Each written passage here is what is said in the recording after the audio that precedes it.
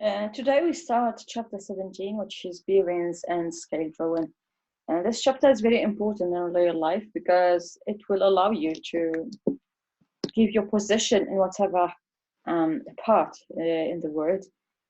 Because you just need to know what is the direction north, and it will help you to give your position with respect to another object. For example, a house or a known building, right?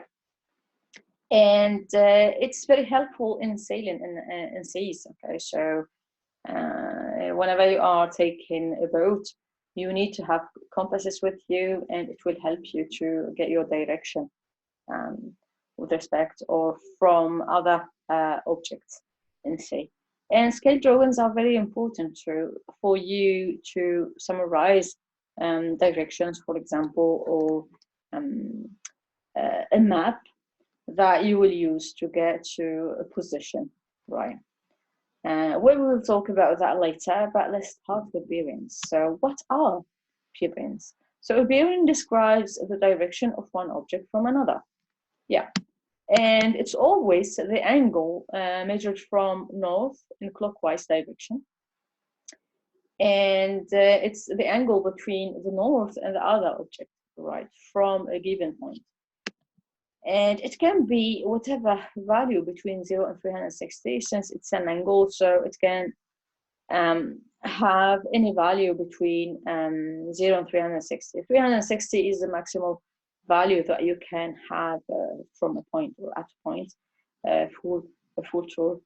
And it's normal, it's 360. And a very important thing to remember is that the bearing should be written in three figures, 3 digits. Okay, so even it's 60-degree bearing, you need to write it 060, right? So please remember this. Let's take an example. The diagram here shows you the bearing from A to B. Well, bear in mind that whatever letter here, whatever object comes after from, you need to draw the north arrow from that point or at that point. So here, since it's a bearing from A, I start by drawing the north at A, right? And then I link A and B. And the third step, I just need to measure the angle from north to the other point. So I'm measuring this angle here. It should be in clockwise direction. This is why I didn't measure this angle. I measured this angle here. So always keep in mind, whenever you see a letter or whatever object after from, it should be the north arrow should be drawn there. Let's take another example. So this diagram shows the bearing of B from A, which is 320 degrees. So from A, since a bearing from A, I just need to plot the north arrow here from A, and then link A and B, and just measure the angle from north to the other side. And it's in the clockwise direction, not the other direction, not this one. So it's always like that, from north to the other side. Now, I know that this one is hard for you to measure using the protractor.